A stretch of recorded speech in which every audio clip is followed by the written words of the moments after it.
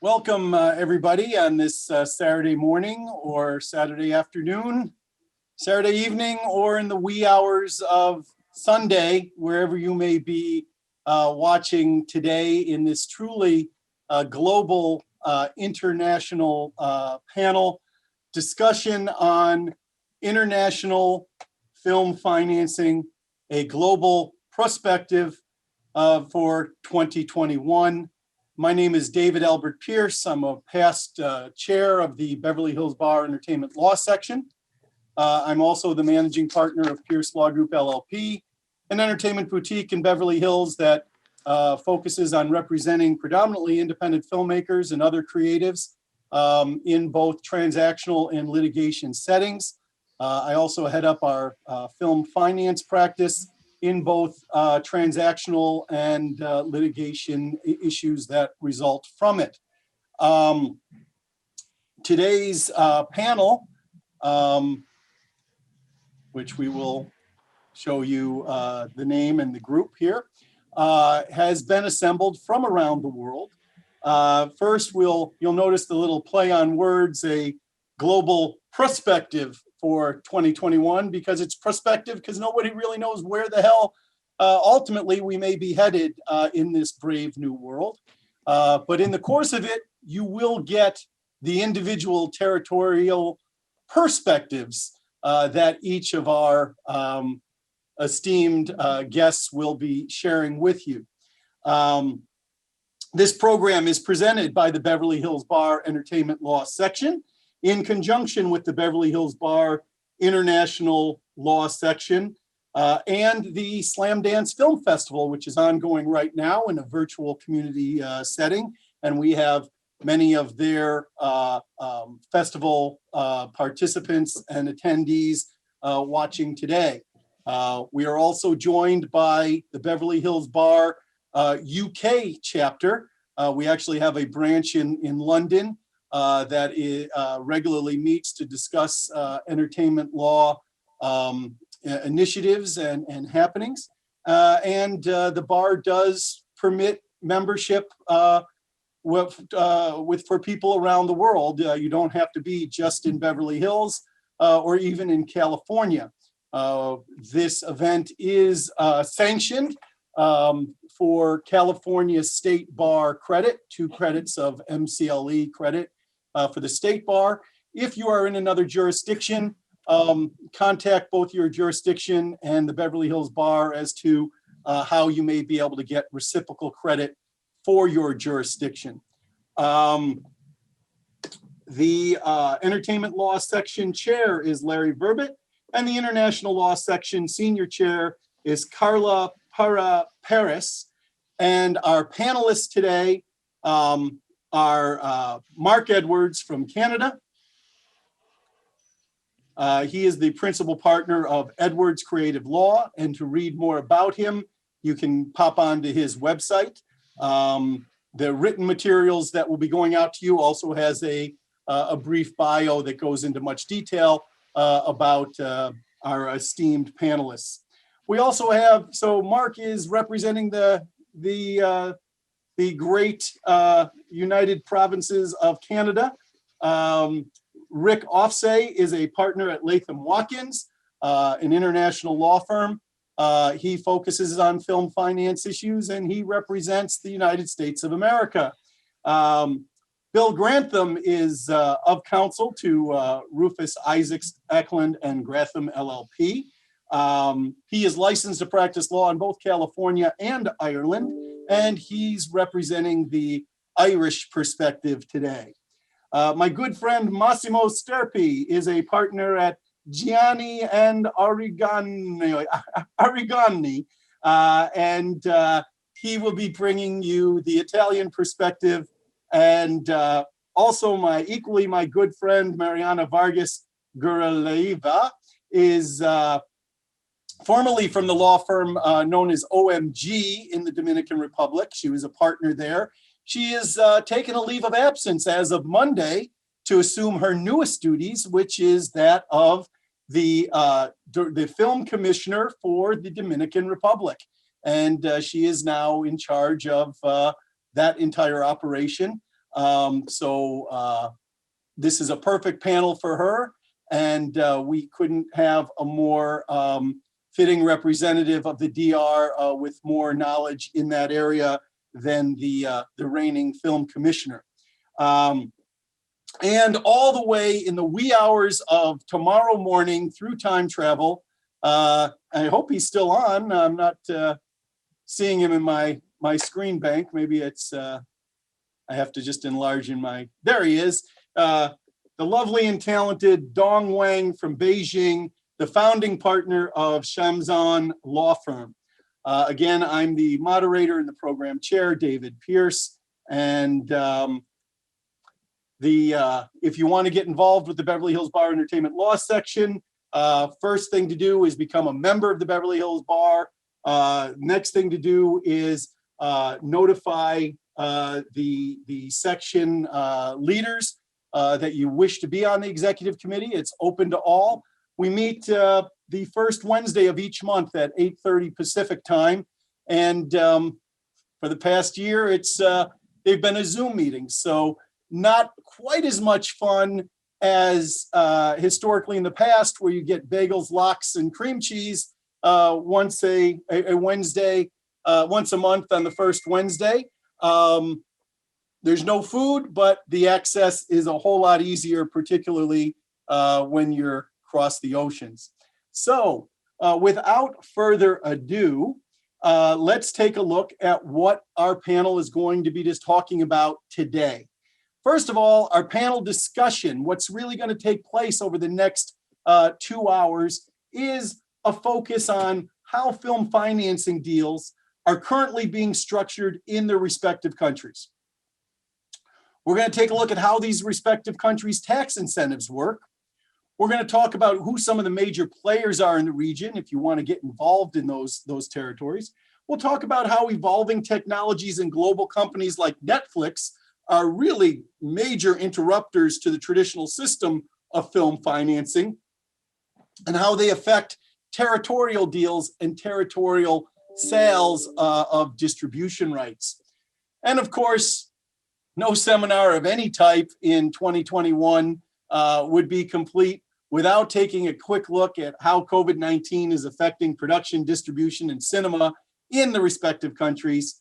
And along the way, if there's any unique union issues or other government regulations that present unique matters of interest that a producer should be aware of when filming in the different jurisdictions that we're discussing today, those may come up as well, in addition to each panelist giving their predictions as to, well, telling us what the trends are and giving us predictions as to their forecast for the future, their genuine prospective of where things are going as they give us their perspective from their respective jurisdictions. Now, in addition to the written material, the verbal discussion, for many of you, particularly the Slam Dance Film participants that are here today, that want a little bit more nuts and bolts on how film financing works and some of the issues to spot. And hey, even if you're a practitioner, it's good stuff to refresh with and take a look at. We have a 127-page written supplement that will include all of the panelists' PowerPoints, but we'll also have 5 other sections that take a look at First, the nuts and bolts overview of film financing techniques. That just tells you about, how the jigsaw puzzle of film financing works and how you can use equity and crowdfunding and film loans and tax credits and loans on the tax credits and post-production co-partnerships and things of that nature, and how you put all of these things beautifully together to make your independent film work. So there's a nice little article that I wrote on that is helpful to understand the different types of financing that are available to an independent filmmaker. There is also another section talking about recognizing common cons in Hollywood. As I said at the start, not only do I do a transactional practice, but I also do a litigation practice. So I see where things go awry, where deals go wrong. And a lot of times it has to do with a lot of malfeasance. A lot of times it has to do with intentional wrongdoing. There are con men that circulate around the entertainment industry. Kind of like in Casablanca when they said, I'm shocked to find out there's gambling going on in Rick's place. There are con men abroad and con men here at home. And there are a few different articles that I have provided to illuminate you on those issues. The first being an article I wrote for Movie Maker magazine called Swindler's List that gives 7 tips for avoiding the scam in Hollywood. Then I have a multi-page legal memo that has been fully redacted for educational purposes that talks about a particular film project and the improprieties with the investment agreement and how things went wrong on the production. And that was just, it's a great case study if you get to read it, because there was a lot of things that went bad there. And, I changed the names to protect the innocent. There was a law firm advising them, and they advised them kind of wrong on a number of issues. That's a fun memo to read, particularly since you're not the actual client that paid for the memo and went through that nightmare. There's another article about why movie makers should be very, very careful about equity crowdfunding. That equity crowdfunding being the provided by the Jobs Act. It's different than donor-based crowdfunding, which I'm a big fan of. Got to be a little careful with the equity-based, because it's a kind of a merger mishmash of private placement law, securities law, and public offerings, and you're going public and wide to the entire internet. And that means there's trolls on the internet. And those trolls, those same people that when you put up a cute little picture of a girl holding a cat, 5 comments in, it turns ugly and awful. Those same people might decide to invest in your crowdfunding. And if they don't get their money back, they might have their cousin, the class action attorney, file an action not only for their $50, but for everybody, because you failed to comply with the one basic rule of disclosing all material information that a reasonable, prudent investor would want to know before making an investment. So be very leery of crowdfunding when it's equity and profit-based. I think it might work better for some other industries, not really for the high-risk, low-reward film industry. There's another article for Movie Maker about how important having a trusted UPM accountant and attorney can be on a production. We then have a section that talks about the basics of completion bonds. For those of you that are going to hear today us discuss completion bonds, this article, 2-page article, explains in simple terms what that is. Similarly, there's an article that explains what tax incentives are, the difference between a tax credit and a tax rebate. And then you will see I put together, thanks to the good people at Entertainment Partners, a map of all of the different states that offer tax incentives, which are a rebate, which are a credit. And then there's a separate list of every international country that offers tax incentives. And again, if there's the link to Entertainment Partners website, if you click there and then you click on the specific countries or the particular state, it will go wide and give you far more information about how to qualify and what the tax incentives are. I also have a page in there with a list of about 15 popular film grants for those of you that are looking for free money from a government or a private entity, a charity, that type of thing. If you have particularly a philanthropic bent or you fall into some diversity category, where some philanthropic group is looking to grant money to, there's websites for you to learn about them. And then the material goes in, as I said, to the individual's PowerPoints today. So let us begin with a discussion with our lovely panelists who you see in wide frame here now. Let's start with Rick and begin with America, because Americans always like to go first, as we all know. Rick, tell me your general thoughts on what's going on with film finance, with your US-based clients, and in particular, where do you see trends and changes and the most compelling issues that are confronting your clients today? Sure. Thanks, David, and thank you to the Beverly Hills Bar Association and to my fellow panelists. As David mentioned, I'm Rick Offsay. I'm a partner here in Los Angeles in the entertainment, sports, and media practice at Latham and Watkins, where I focus on both film finance and sort of a broader transactional practice all across the entertainment industry, working on M&A, joint ventures, et cetera. But certainly film finance has been a core part of my practice over the last few years, and a particularly interesting one. As David mentioned, this is not supposed to be a presentation about COVID-19, but it's really hard to escape these days. It seems to be impacting virtually every aspect of our business, from the M&A deals that we're seeing to the strategic ventures that we're seeing, but in particular, the production and financing of entertainment content.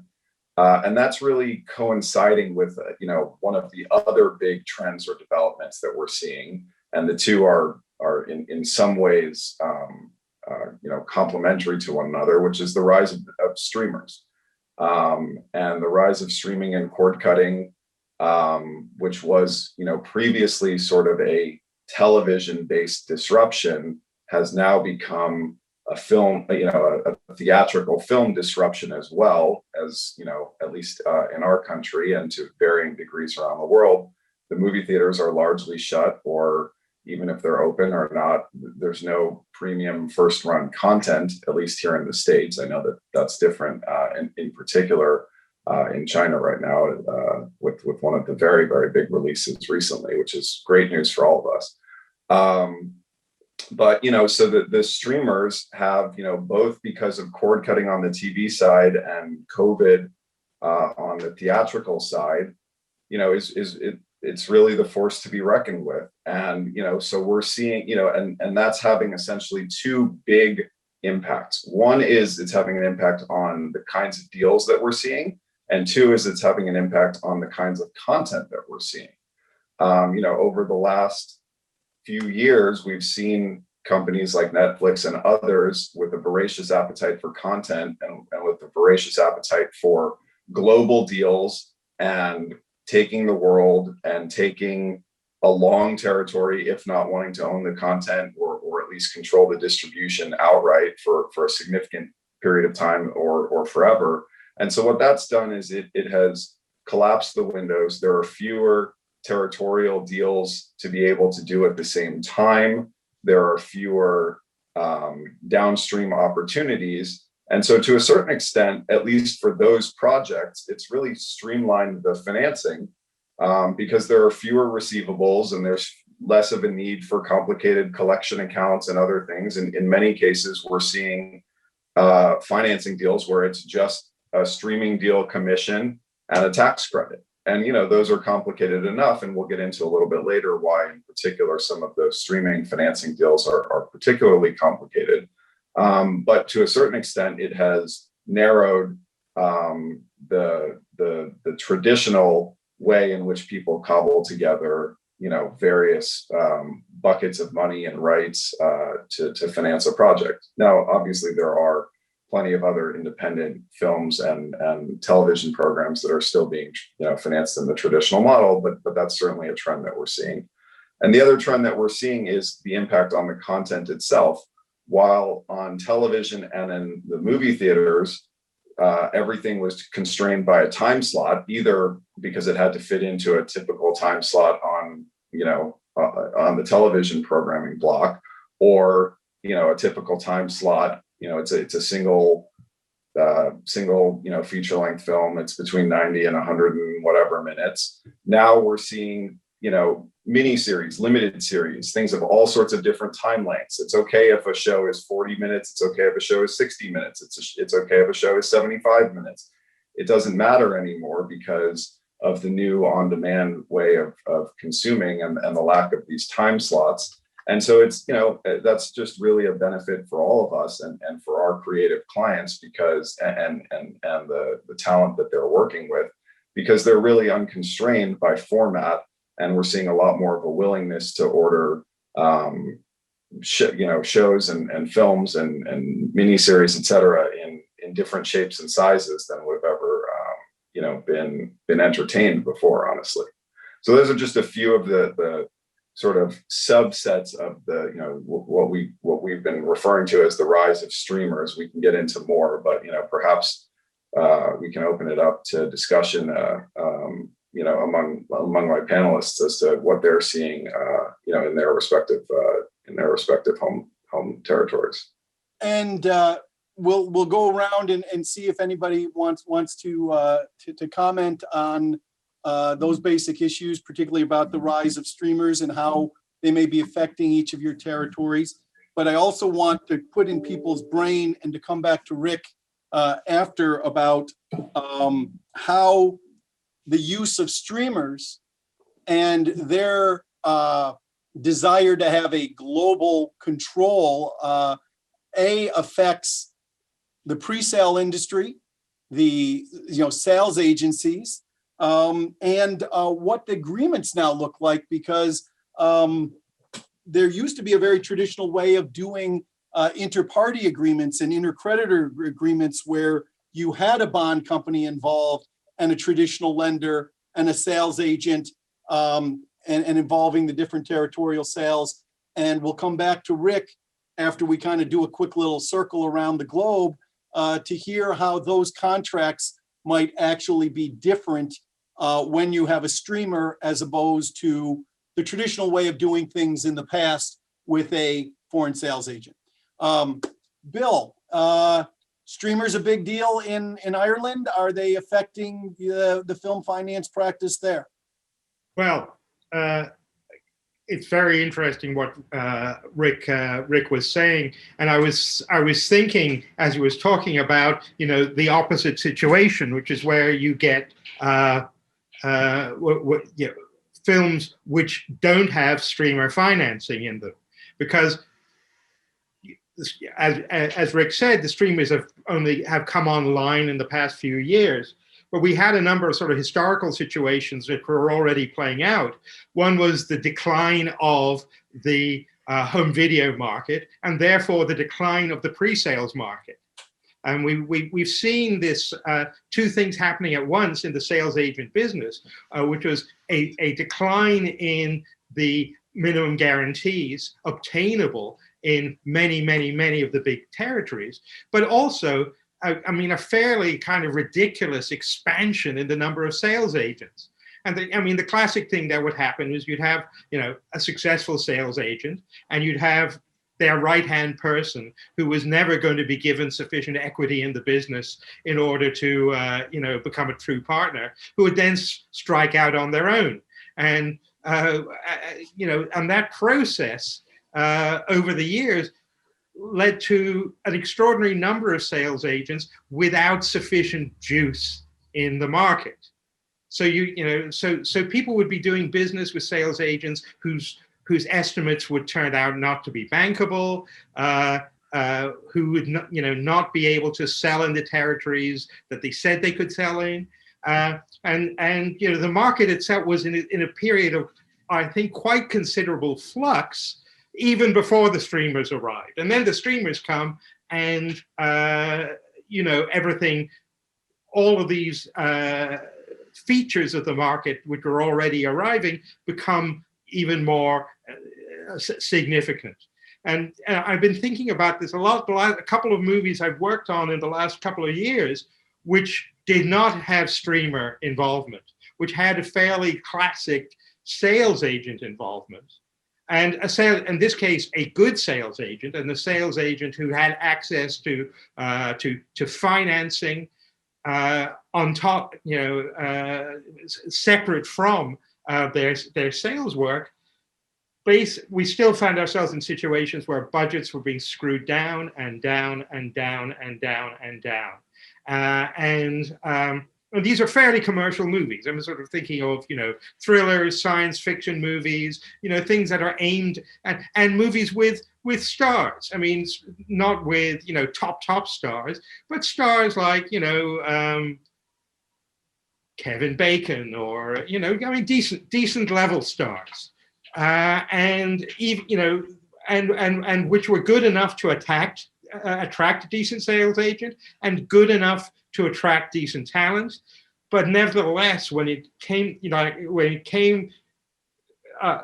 came to shove, well, there's one movie I'll say on which I was executive producer, which I will never get any money for. I mean, everybody was forced to defer and defer and defer and defer. And we got the movie made, and it's a very nice little movie. I don't believe we will ever see a penny on our deferments.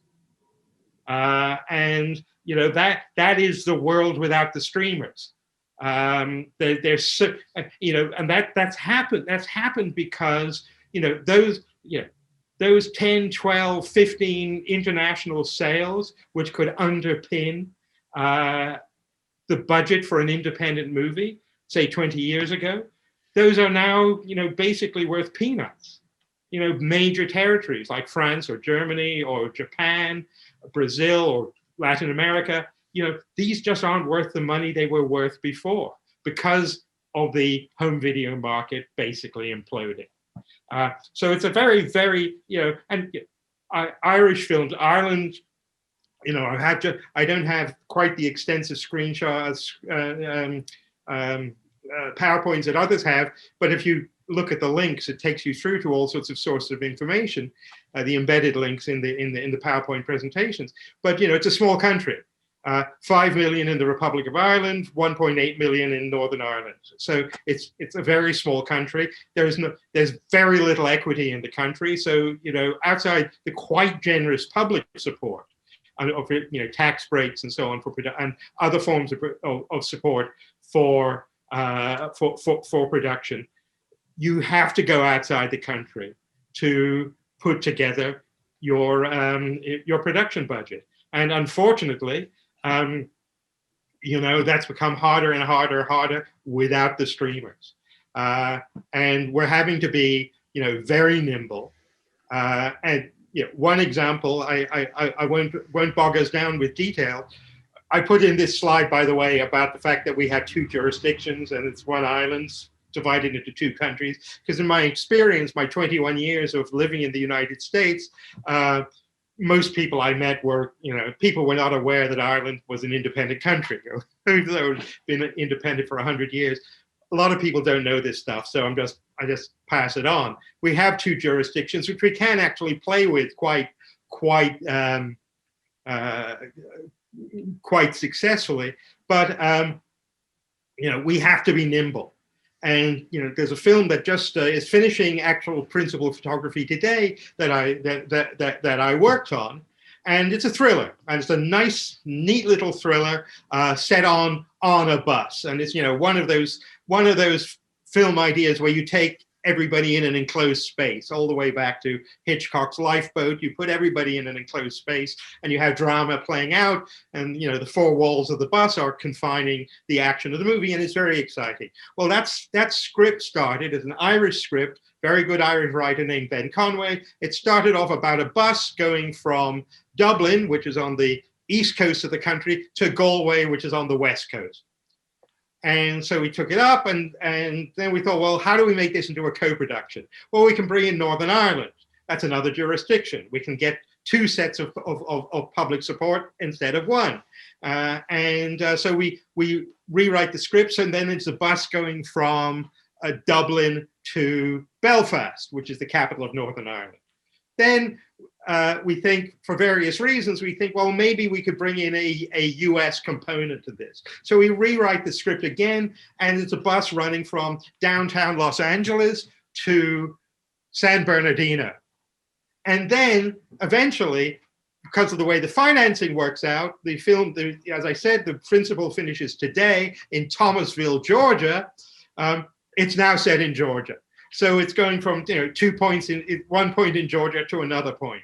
And that's what I mean about being nimble. If you're in Ireland, nobody really wants to buy a movie set from a bus going from Dublin to Galway.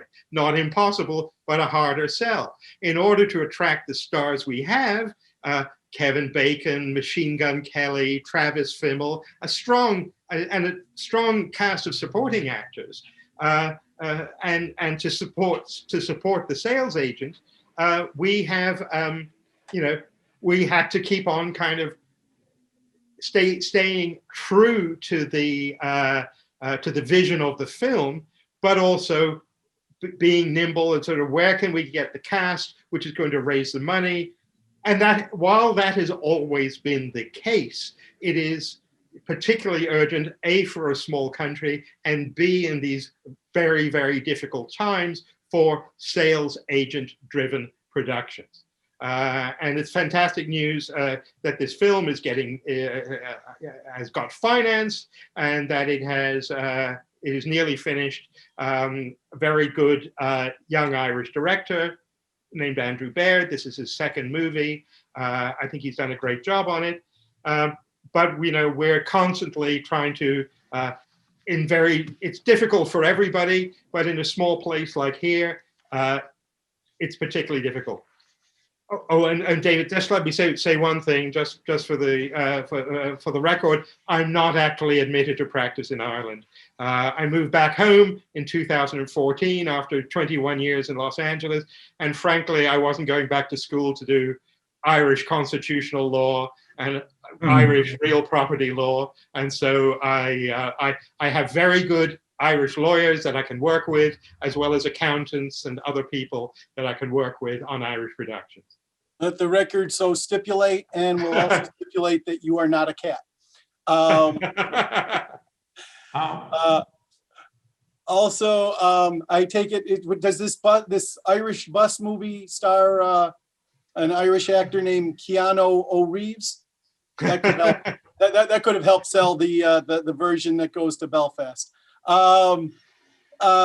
Massimo, you're close enough. You're the closest neighbor to Ireland on this panel. Tell us the Italian perspective on the state of financing from the perspective of how streamers are becoming the great interrupter, the effect on COVID, and the role or lesser role of foreign sales agents and territorial sales in Italy.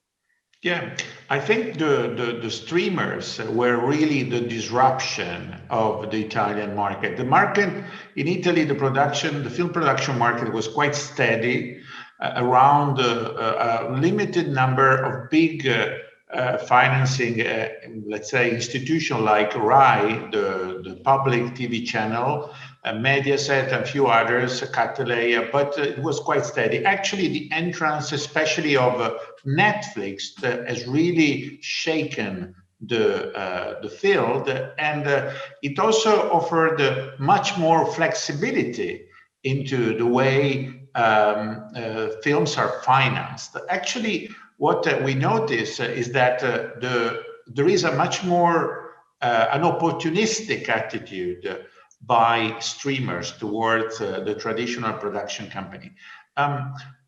Netflix has financed a certain TV production, but has never fully financed a film in Italy. But they decided here and there to buy shares in existing films. And actually, the great advantage that they offer, even if it's not necessarily in the interest of the best profit made by the owner of the rights, is an international network of distribution. And this international network of distribution is preset. You don't have to go out with an agent to find distribution in that country or in another country, because Netflix offers an opportunity to go basically worldwide. This was very much appreciated on the one hand, because our, let's say, international distribution network is not one of the best in the world, if I may. But certainly, on the other hand, access to international platforms and the guarantee of being distributed in an enormous number of countries offered incentive not only for the distributors, but also for the typical entities that were financing films, like sponsors or, let's say, corporate investors, or even, let's say, local, let's say, film commissions, like regional or city film commission, because in the international distribution, they saw incredible opportunities of advertising the so-called made in Italy, because of course these products went throughout the world. This city were publicized all around the world, so that we had incredible phenomenon of tourism in small town where certain film was shooted that were not normally crossed by big, let's say, number of tourists. So actually, the flexibility and the opportunistic behavior of Netflix especially has obliged all the other players to react, let's say, in a similar way, so that the situation now is certainly much more flexible. And now I see that you kindly put up my presentation, if I would, so happy to, okay. I would like to share with you some figures. I don't know why. Okay. Can you go on with this, please? Okay, still one. Okay, let's have a look to this.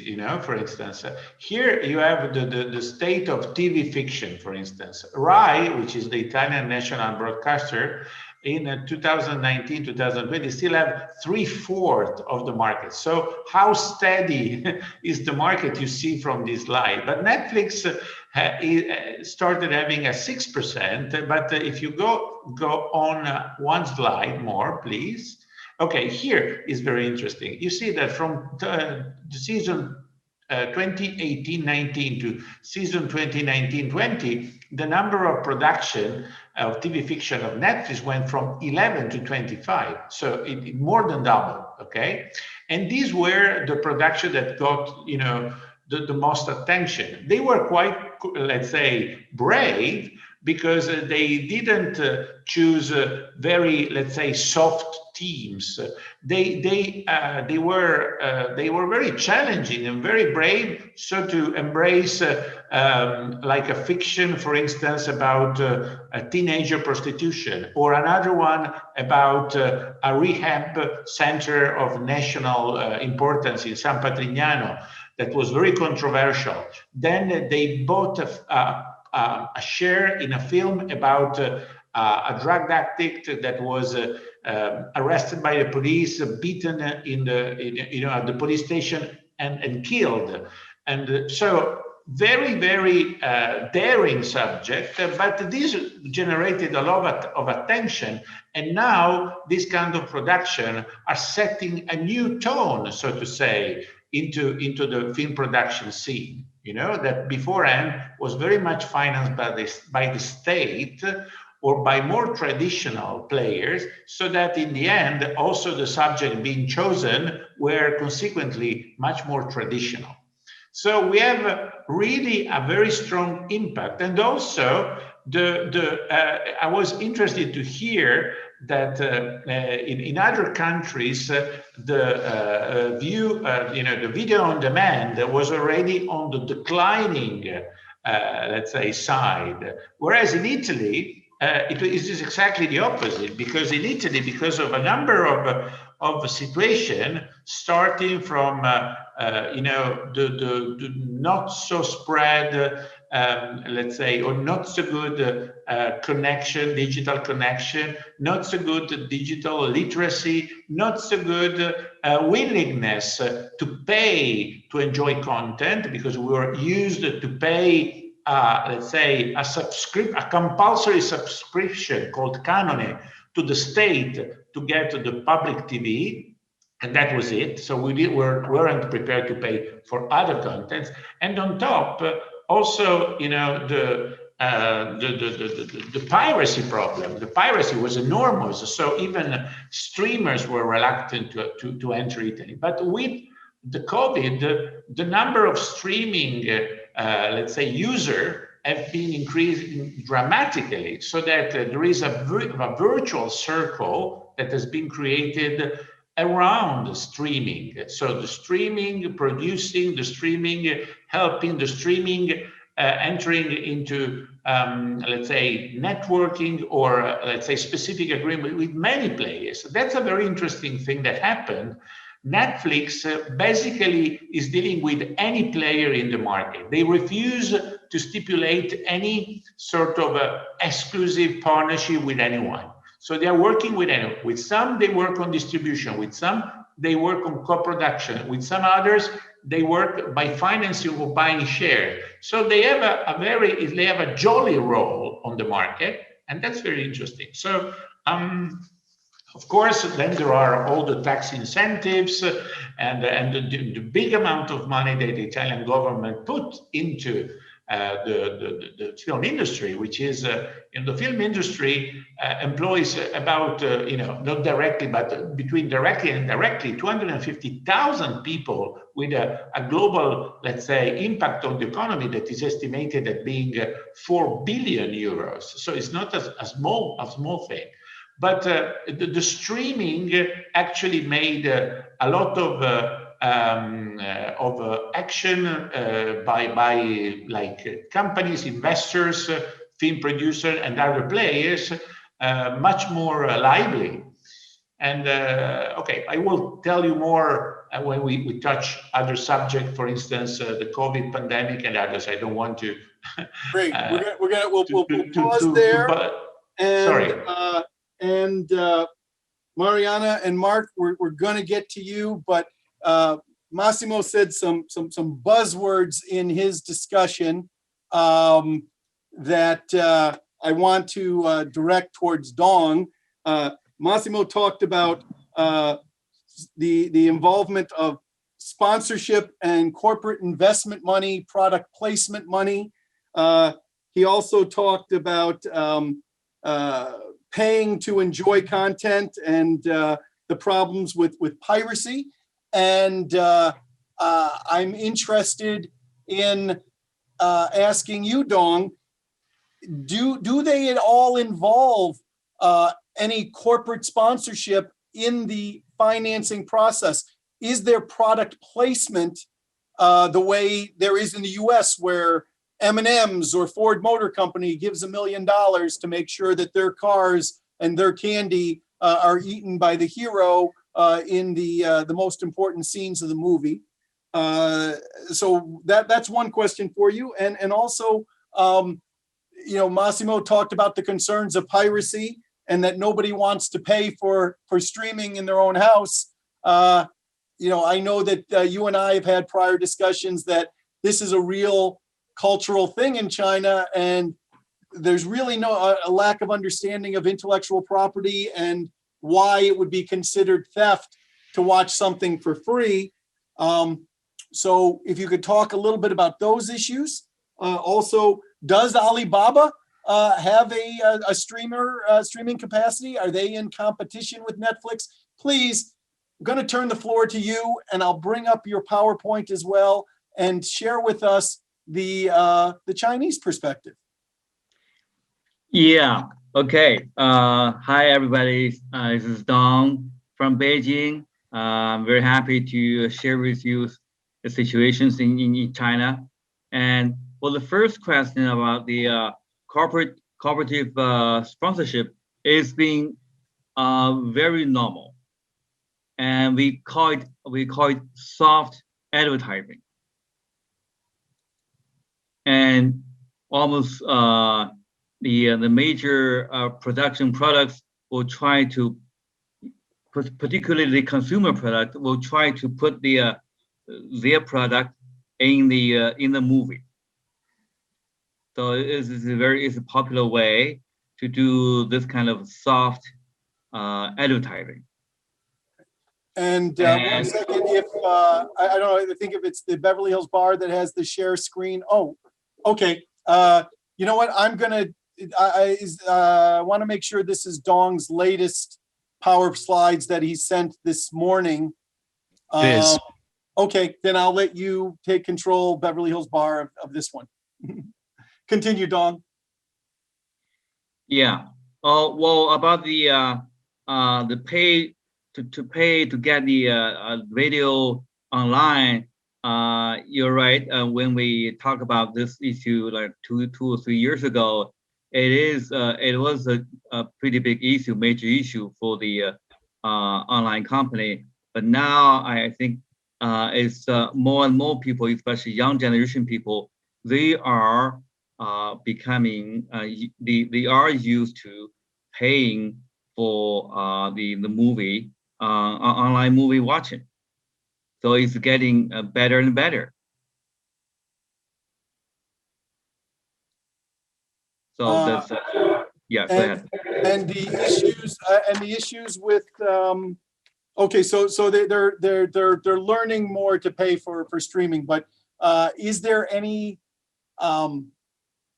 private industry efforts to change minds about piracy? Is there any governmental efforts to do that? Are there penalties for getting the streaming for free? Well, it's actually about the IP protection. IP protection has become a major issue, major concern in last years for the government. The government has made a lot of efforts to protect the IP, and at the same time to try to kind of educate people, like to have the strong sense of IP sense, so people realize they have to pay for for whatever intangible assets, intangible rights, IP rights. Okay, and while we have you, well, let's pause there. We'll come back to talk about some film financing aspects of how the components work in China. But let's take a moment to hear from our friends to the north and Mark Edwards. Your thoughts on the trend towards streamers, their effects on the traditional role of sales agents. Feel free to talk a little bit about the Canadian tax credits, the role of, is product placement a big deal in China? And anything else that kind of comes off your mind that in regards to what's been discussed by any of the prior panelists? Okay, I'd be happy to do that, David. Could you perhaps pull up the presentation? I'd like to refer to a couple of the slides there to kind of provide a starting point overview. I sure am. Let me see if if I'm in control now. I will bring your Canada up. Beverly Hills Bar. I imagine that I'm in. Got the joystick here that I can. You are. Okay. Fire away, Mark. We've got you. Sure. So. Got you shared. Let me start with the this first slide, David. I want to give a in these first two slides, just an overview of the production environment in Canada. And I want to pay credit to the Canadian Media Producers Association to start with. These figures are all taken from their very, very useful annual profile of the industry. This is actually profile 2019. And I'm going to talk about that a little bit later, because I think that's significant. Obviously, figures from 2019 versus what one might anticipate from 2020. But I do think that the trends shown here are going to not only continue, but to accelerate. So, if we start here with the overview of production, I think these are really quite striking percentages, and contrast, for example, with Massimo's slide, and the percentage of the total production dollars that is attributed to a domestic broadcaster, RAI. So 52% of all film and television production in Canada is foreign location or service work. Now, if you drill down in that, just first of all, that's an extremely high percentage. Secondly, if you look at the independent production in Canada, so you eliminate the broadcaster in-house production, what you see is that 60% of all of our independent production in Canada is foreign location or service productions. Anecdotally, and I can say, having come from an animation background and spending a lot of time still working with the animation production community, the percentage of foreign service production in animation in Canada has got to be in the 75-80% range. It's just very, very much dominated by service work in Canada. When you drill down into who's ordering that service work, or who's managing those location productions, we see that 78% of those foreign location and service productions come from the US. So from a Beverly Hills Bar Association, particularly, this is, I think, the most salient fact about the Canadian production industry, is that 60% plus is foreign service or location work, and of that, 78% comes from the US. So let me go to the next slide. Sorry, no, you're on the right slide there. Looking at the trends, I want you to pay attention here to the purple band in the middle and see what's happened over the last 10 years in terms of the total volume of film and television production in Canada by segment. And that 30%, which was the foreign, the FSP, the foreign location service production, has gone from 30 to 52%. Now that was in 2019. If you kind of draw a line to mark the trend curves for that share, I think what you'd see is not just a continuation of that trend in 2020, but an acceleration of that trend, so that it's now it not only dominates the market, but so it's not only the majority of the market, but it now dominates that market. And again, if you take out the broadcaster in-house portion, the gray portion at the top, that 13%, and what you look at is the independent production in Canada, of course, again, that foreign location and service production is an even larger percentage. So what drives that? Let's David. I just want to emphasize here for the independent film American-based producers that are looking to take advantage of the Canadian tax credit. This is a big deal, because historically, it's, when people talk about using Canada and Canada's tax credit, it's the non-financial service based or production service based credit. It's the one that refers to the Canadian cultural content credit that both the federal government offers and the different provinces offer. And that is where, in order to make it work, you need to transfer the copyright to some extent to a Canadian entity. And you have a limit as to how many American producers or how many American writers can be involved in the project. So you have to do a lot of, let's call it some smoke and mirrors and creative lawyering to fully reflect the Canadianness of the project while not denying the American creators their due credit on the film at the end. And that can get a little sticky. And it also used to involve a lot of trust of our producing partners up north that if we conveyed something in terms of copyright, we're ultimately going to get it back.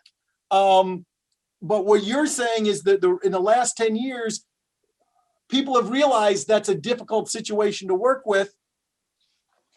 And there's this other equally robust tax credit, maybe doesn't go the full level, but when you add what is offered here, plus the dollar exchange, that you can get more for your buck in Canada, it's still a pretty good deal. And you don't have to contend with how Canadian is this production to qualify for the tax credits. That I want to emphasize to the listeners that there is this other credit, and let you just take and run with that a little bit more.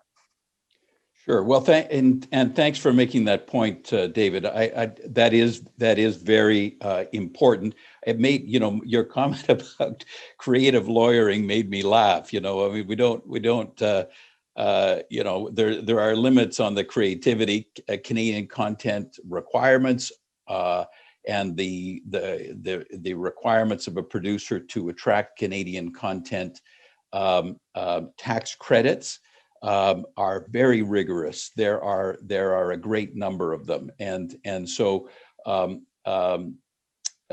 both in terms of key personnel and shooting days, et cetera, et cetera, et cetera. So that's not what is driving this trend that I've just described. I think what's driving this trend are really three factors, and we've talked about it so far at some length. It's the streamers. It's just the demand for content from the streaming services and the consequential diminishment of the traditional broadcast market. So the traditional broadcast market in Canada, which drove domestic production, which tended to be Canadian content, has declined, as the last slide showed very clearly.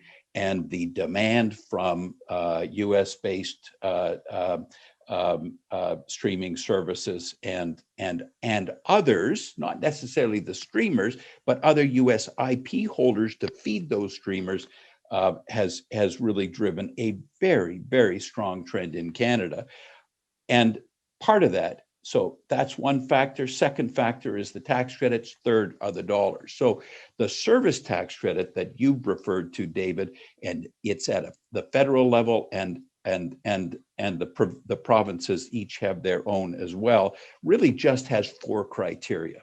And most foreign producers, US and others, can meet those criteria. Number one, it's got to be an eligible Canadian production company. That's a no-brainer. Number two, the contract must be with the copyright owner, or the producer is the copyright owner. And again, if your Canadian lawyer can't do that, you need another Canadian lawyer. So that's not a significant hurdle. Number three, the minimum global cost, not the spend in Canada, but the global cost, has to be $1 million for a film, and portions of that if it's a series. So if you got $1 million in the production, you meet that criteria, and then it has to be not an ineligible genre. So talk shows, sports, game shows, obviously. So for most of the productions that we're talking about, meeting these 4 criteria is very, very, very simple. So to go to, so here we go. So key drivers, tax credits. We're looking at 20 to 30% of the Canadian live action budget comes back in tax credits. If it's animated, you've got special animation or special effects tax credits in most of the provinces that'll kick that up another 5-10%. So that's a major factor, and I'll end there because I know we want to move on. But let me show you one more slide.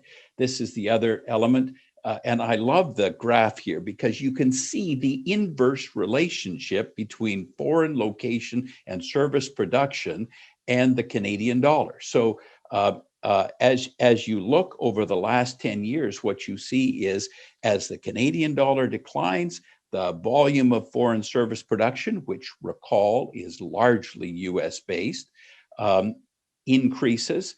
And then as the Canadian dollar increases in value against the US dollar, the volume of production in Canada by foreign producers declines. So, but if we just go back for a second to that slide, David, with the graph, I'm sorry, no, jump forward 1, 2, yes, there we go, that's the one. Okay, so here's the combined effect. So you've got streaming and feeding the streamers, you've got tax credits, the service tax credits that we've just discussed, and you've got that Canadian dollar, Canada-US exchange rate differential.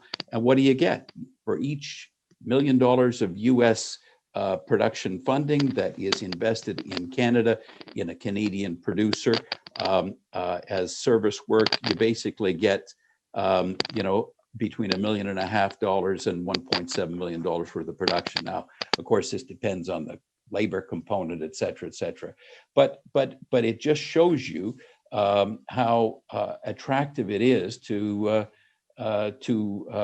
foreign producers, particularly US-based producers, to get $1.50 worth of production for every dollar that they spend. So I'm going to leave it at that, and we'll come back to some of the other issues.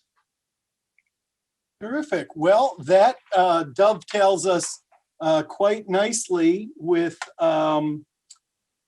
Marianna and the Dominican Republic.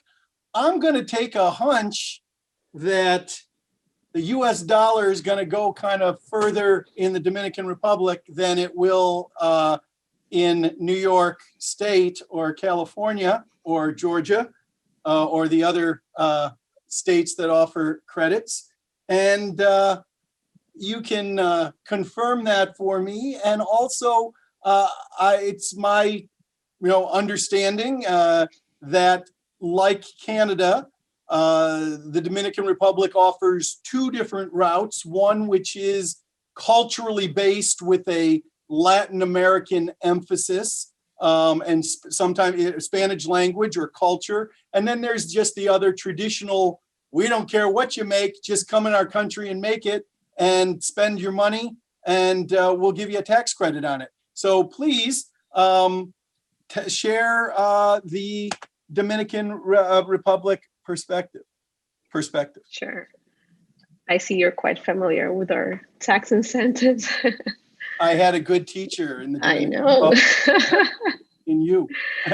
Yeah, I just want to start by trying to answer the question of the panelists have answered with regards to the effect of streaming services in their jurisdictions. In the case of the DR, we don't see a direct effect on the behavior of foreign productions, and much less in local productions. I think local films have been a bit shy when it comes to entering into foreign markets. So that we won't see a direct effect. We have seen a spike, a huge increase in foreign productions in the past year. It's amazing how we did back in 2020. we went from, if we want to put up slide 6.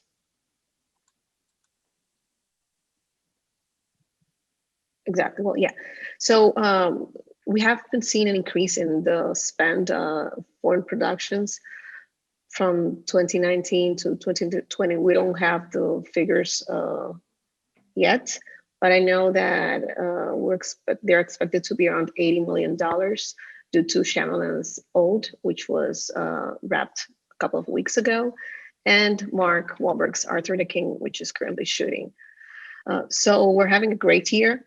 And this is due basically to the tax credit, which is the one that's used by foreign productions. So if we go to slide 3 and okay, so the way films are financed here is Dominicans have an incentive for local productions. That's the one that has to go through a nationality test. It's more or less strict. It's not as attractive for foreigners as the one that's basically a tax credit. And the interesting part with regards to this incentive for Dominican productions is that you can basically fully finance a film. You don't have to go into pre-sales or distribution agreements for the financing of the film. The unfortunate part is that it doesn't create an incentive for those pictures to actually go into an aggressive market to find those financing sources. So I think that's one reason why we have been kind of shy when it comes to distributing Dominican content. And the other one, and it's the popular incentive, it's basically the tax credit. And it's a 25% transferable tax credit applicable on eligible spend. It's not as regulated as in other jurisdictions or restrictive, I would say. It is quite broad.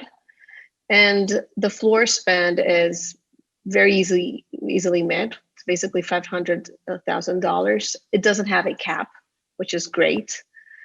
And well, you do have certain caps in specific budget items, such as producers' fees.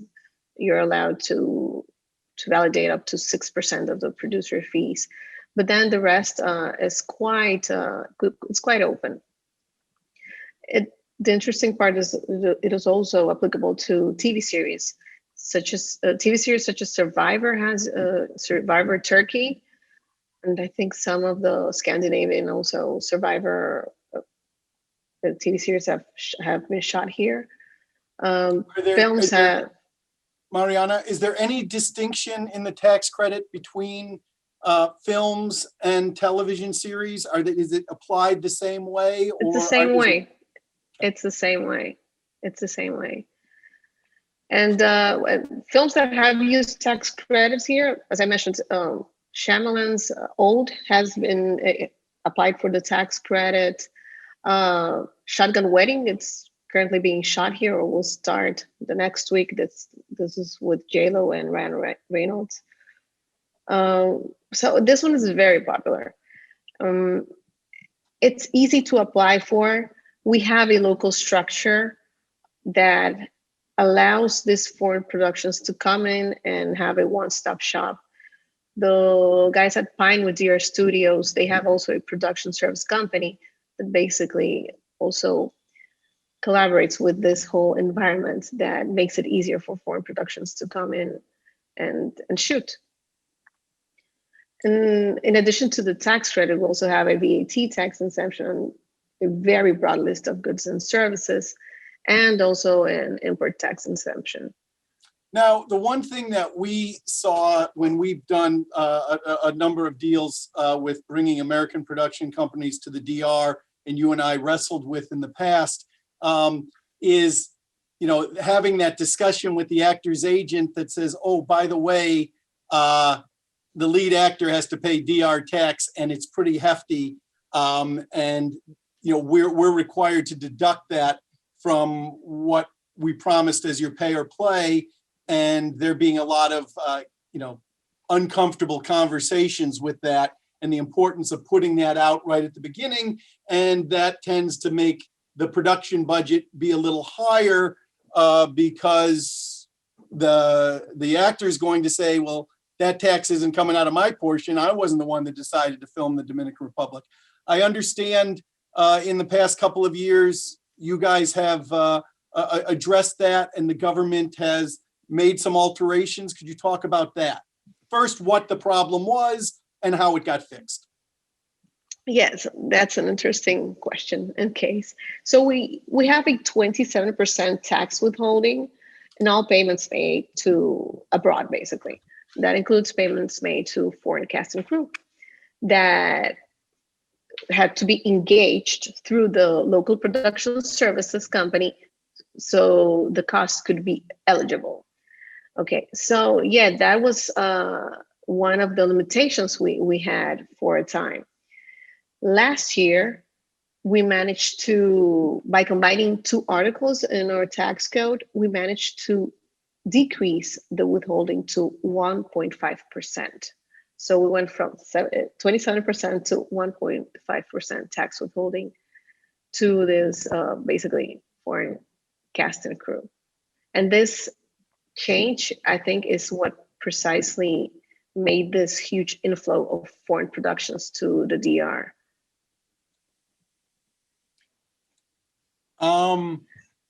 What again are the numbers? What did it drop from? What was the tax? 27 to 1.5. That's a big drop. That's a big drop. Yes, it is. Rick, let's bring you back into the question. And Dong, thanks for being a trooper at 2 a.m. in Beijing time. We're going to come back and learn a little bit more about China productions. But first, I want to talk to Rick about something that Marianna mentioned and Mark as well, about the fact that we don't care whether it's a film or a TV series. And I know this is really important because I see a lot of clients that say, well, we got a great project. How do you want to do it? If you want to make a traditional 2-hour movie, we got it. But the story is significant enough that if you want to do, 6 half-hour episodes or 6-hour-long episodes, and Netflix wants to buy that, we can do that too. And maybe we'll get a season 2 out of it. So suddenly, intellectual property, it's not just this is a film, and maybe somewhere down the road it might be derivative into a TV series. We come at it right from the beginning of, what do you want it to be? Now, given that current trend, how do you, as the the guy that has to spin these plates with the financiers and the streamers and your production companies, how are deals being affected by the fact that you don't know when you're coming in and you've got your parties playing, whether it's going to ultimately be a theatrical release picture or a streamer release picture versus an episodic series? What issues does that raise that are unique to that situation? Sure. Yeah. No. I mean, look, it to a certain extent, requires the conversation of how the project is going to be production financed to be put on hold for a little bit. I mean, it is possible to go down multiple paths, and sometimes that does happen. But to a certain extent, producers are often sort of presented with a choice. Am I going to take this out to market as a particular project or a different kind of project, or am I going to take this out to market first and see if someone wants to, either fully commission it or commission, the net budget, and then I'll go find a tax credit in one of the many jurisdictions in the States that offer them, or any of these jurisdictions that we've just heard about, and plenty of others. Or do I want to try and cobble together the financing in a more traditional, independent model with either pre-sales or territorial sales, or other avenues of financing, equity financing, gap financing. And so to a certain extent, it's a bit of a chicken and egg problem, and we see different clients tackle it in different ways. To a certain, to a large extent, it depends on the quality of the IP and whether they have a strong view. We were representing recently a Chinese owner of very significant intellectual property rights. They took a property to market, and they had a particular view that the project should manifest in a certain way. And because of the the producers that we had attached to the project before taking it to market, as well as the quality of the IP itself, they were able to essentially require in their negotiations that the project manifest in a certain way. With other less well-known or less established IP or a spec script or what have you, to a certain extent, it's a buyer's market, and the streamers are or networks or studios or whomever is going to be the principal commissioning partner will have significant influence. So we see them in, as I said at the beginning, we see it in all shapes and sizes. Projects are taking all sorts of different forms, and this is not just for super high budget premium IP. I mean, I think another thing that we've seen is whether it's with Quibi, and we all know how that went, but there were some particular extenuating circumstances with the launch of that in the middle of a pandemic. But we're seeing a rise of smaller budget, mid-budget projects, especially during COVID. We saw a number of our clients were out there. One of our clients was out there producing a film mid-pandemic before anyone else had figured it out, and they were able to do it because it was a small budget and a lean production model. And so we're seeing things, whether it's the format of the content or the budgets, we really are seeing things big, small, very nimble. People are being, particularly flexible, in this day and age. Let's stay on this and open it up to the panel as well. And then Dong is going to explain how financing in China works. And again, I appreciate the fact that it's 2:20 a.m. in Beijing. And I hope we're not being too loud for your adorable daughter, that she's not interrupting her sleep. Also very accomplished cellist in her own right. Rick, talking about this idea that we're the streamers are the 800-pound gorilla that is now in this room, and how, given the fact that they want the world, what differences are you seeing in those inter-party agreements, and what do they now look like? Are the streamers requiring, particularly in this pandemic age, a completion bond?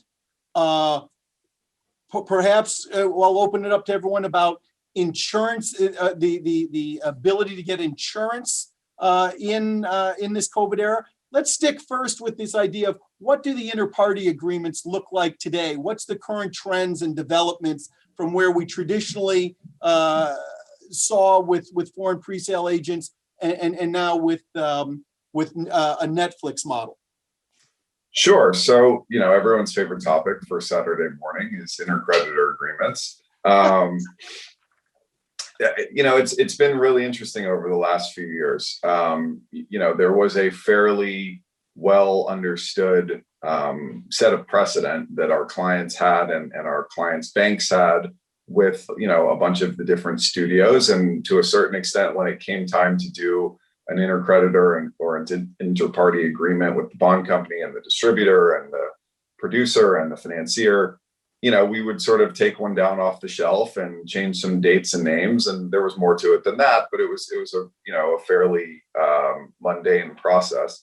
Those agreements have become more interesting and required some interesting conversations, just because they're both the lack of precedent with the new counterparties, but also because of the new financing model. Right. Oftentimes those other productions were either done where, our client was the lead studio and funding all of the money, and there was, a negative pickup, or there were certain pretty well understood, financing structures as to who was spending money when and who owned the copyright when, et cetera.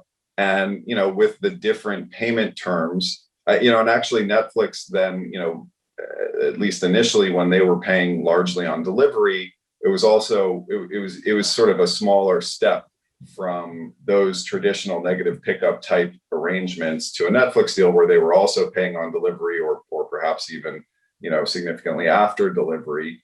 With some of the other streamers who provide, benefits to our clients in terms of cash flowing at least a portion of the production, right? Our clients still need bank financing in many cases for those receivables because they're not in advance, but they are paid over the course of production in installments. That's a great benefit to our clients, but it presents a challenge because those streamers, or even to a certain extent, other networks and others, are invested in the project at an earlier stage than a typical negative pickup or a typical Netflix financing model. And so that requires a more interesting conversation really between the bank and the commissioning network platform broadcaster as to whose rights are senior or junior to one another at different stages throughout the course of production.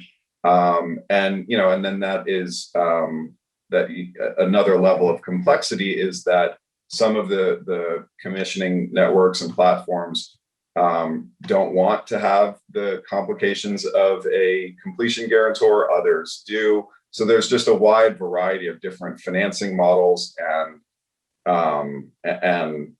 requirements for things like completion guarantees that have all kind of presented some interesting conversations to have relating to these intercreditor agreements. That all said, I think we're starting to settle on that set of established precedent, and we're able now going forward to in a way that we weren't able to a year or two ago, start taking things off the shelf and making things hopefully a little bit easier for everyone and more streamlined going forward.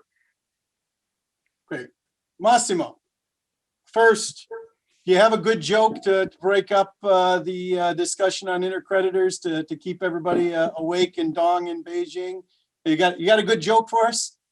And then I'm going to ask you about intercreditor agreements.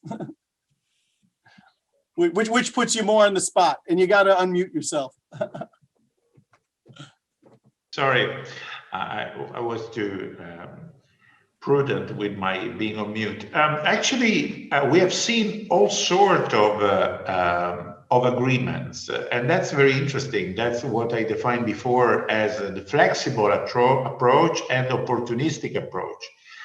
We have, first of all, you have to start thinking that the average cost of a film production in Italy is about $2.5 million. Of course, this changes entirely the game because we are not forced to pile up 70 million, 100 million, 150 million, so that you have to group together many banks, etc. So the financial effort is much more reasonable.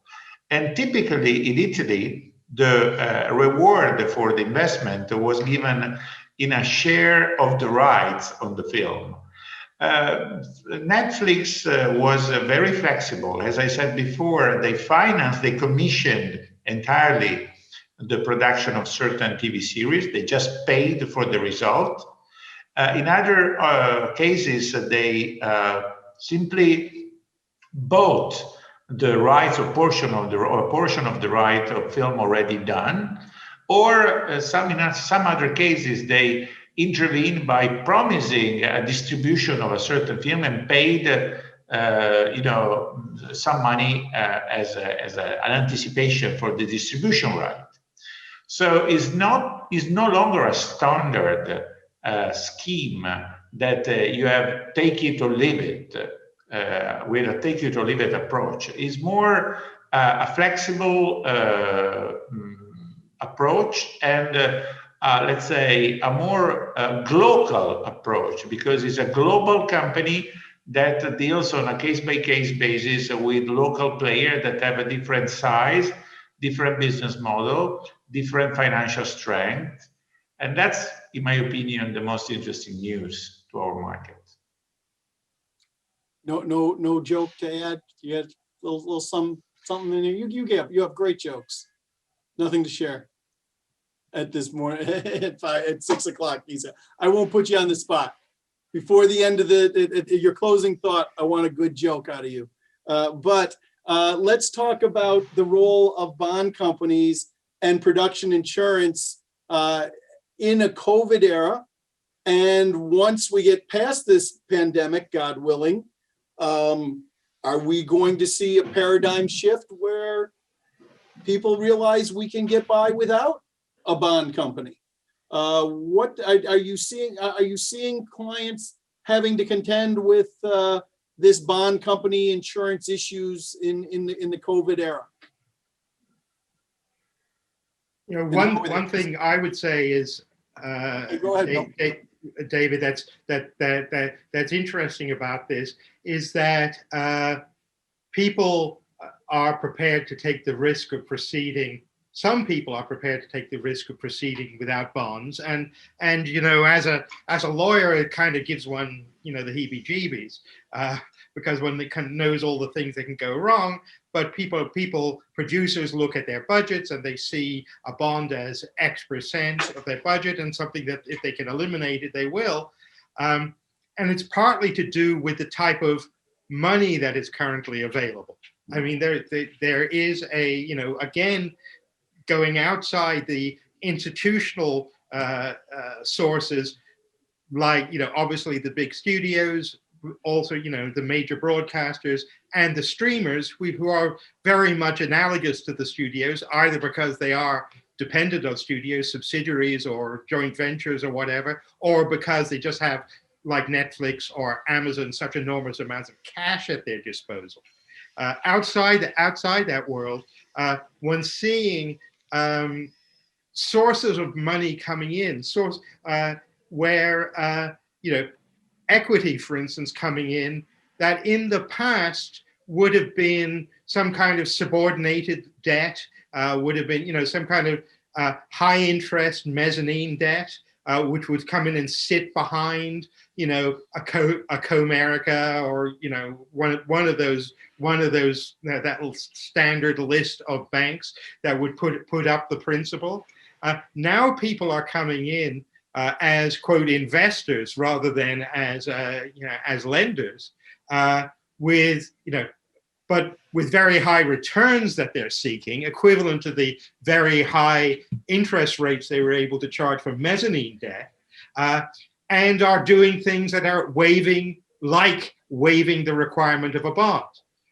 So I mean, I find it interesting, but it is a kind of sort of, especially in these times of COVID, and even leaving aside, you know, the whole question of COVID exclusions, it just seems to me to be a very high risk proposition for the producer.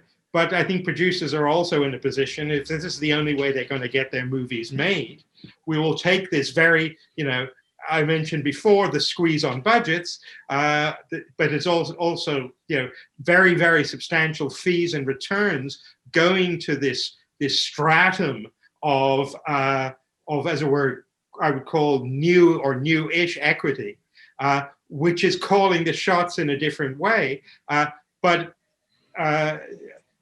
you know, I think it has a sort of functional equivalent of a bond company, is that if the production goes over budget, you know, or goes over time, that these investors will just step in and take over the production. But nevertheless, the kind of comparative clarity that one had with a bond company, and also the ability to negotiate with the bond company as a sort of intermediary between the money and the producer, you know, that is gone, or that in these circumstances of independent financing is going. And you know, it may just be that's the way the world is going, but I do find it somewhat concerning. Well, that's interesting. I've created jobs for, well, one of my clients really took the lead with this, and I was able to have a similarly situated client do this on one film as well, where both one is a gentleman, the other is a woman, both with very similar backgrounds and credentials as a really strong line producer, production accounting understanding, for films that this was put in place not during the COVID time, but for films below $1 million, where a completion bond just doesn't make the economic sense. They don't want to spend it. The bond companies won't bond it. The financier pays to have this separate individual be the eyes for the money. And this is a really sophisticated guy that understands how to read these hot sheets, that's on the sets.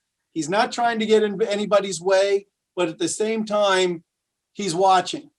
And the first time there's a sign of trouble, that things are starting to go into overage, that they're not meeting their days, he's reporting it back to the financier. And more importantly, he has, via the financing contract between financer and production company, the ability to act in many ways as that completion bond would.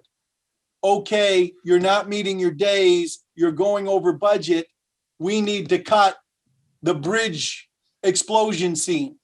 And we're gonna need to do that with CGI and post for a much cheaper effect. So we're seeing that. Mark, are your clients calling the shots in different ways in regards to completion bonds and dealing with production insurance companies that want to carve out COVID exceptions? Well, so yeah, two different issues there: COVID exceptions and completion bonds. Starting with completion bonds, I echo Bill's opening comments and Rick's as well. Given what I've said, David, about the majority of the Canadian production being a foreign location or production service production, let me focus on that. The basic deal structure there is that the commissioning party, whether it's one of the streamers, whether it's an IP owner, whether it's a U.S. studio or broadcaster that's commissioning this work, they're going to do one of two things. They're going to cash flow the whole thing from beginning to end. It's going to match production. There is no financing required by the Canadian production entity. And I haven't seen bonds in that case. They have extensive takeover rights. They have someone watching the production very, very closely. They're getting, weekly, twice weekly production reports. It's very, very closely monitored. And the moment there's trouble, they would be able to move in. The other slight variation on that model is that they cash flow the net. So in that case, the production fee is equal to the total budget minus the tax credits, and the tax credits are out of the commissioning party's cash flow. And in that case, the Canadian party bank finances, and of course, bank takes first position on the tax credit, and the commissioning entity takes first position on the production generally. But so in those situations, David, the last time I saw a commission bond was in a much more traditional, I think Bill was describing the kind of a Comerica style deal, mezzanine financing, a subordinate financing, et cetera, a real mix of characters or of sources of funds coming together. That was just pre-COVID. So, and that was bonded, but that was late 2019. So I haven't seen a completion bond since then. In terms of your other question, about the production insurance, Canada's obviously had exactly the same issue that the US has. The production insurance excludes the COVID risk. Canada at a federal level has responded with what is now a $100 million essentially backstop fund that funds productions that are halted or delayed by COVID, or government regulation that's triggered by COVID. And but that's available only to Canadian content production. So the vast majority of the market, which is, as I've said, the service work, isn't covered by that government backstop. So, people are taking the risk. The commissioning entities are going ahead without the the COVID specific insurance. And things have just gotten tougher recently. Of course, now coming back into Canada, you've got to pay for a hotel. Not only do you have to quarantine, but you have to quarantine in a designated location for the first 3 days. You've got to test positive X or test negative X number of times. So the industry is absorbing these risks. I guess that's the thing. The industry is absorbing the risks. The risks in the first few months were kind of stopped things cold as people tried to figure out whether they could live with the level of risk, but that's not the case anymore. They're moving ahead. And of course, animation, which is as I know, a major part of Ireland's production, as well as Canada's. Canada's a very strong animation industry. Those guys headed for their homes and were fully operational within about 3 weeks of the COVID lockdown, and they haven't missed a beat. So animation is immune to this whole COVID issue. But it seems at this point that that the live action people are. They've developed the protocols. They've put in place the safety measures. The people have become comfortable with the risks, both the producers and the commissioning entities, and it's life goes on. It's as my friend Peter Graham from 120DB, a film financer repeat player, stated on another panel that I was on earlier this summer. They're in the business of lending money and making movies, and they're not going to go a full year without. So they pivot and they figure it out. But they very much want to be doing what they're in business to do, so they adjust. David, may I have a comment? A very short comment. Please join in. In my opinion, there is a clear reason why there is a more, let's say, openness to risk, because there is such a scarcity of content these days that whatever content get a market. So at this point in time, clearly the content is so rare that the chances that the content will remain on the shelf is very, very limited. And that's why, in my opinion, there is a more risk-taking attitude, because the risk is limited. Rick, is this a new paradigm that once we even get past COVID, completion bonds may be, it's no longer going to be malpractice to have a $7 million to $20 million film without a bond company involved? The risk can be taken?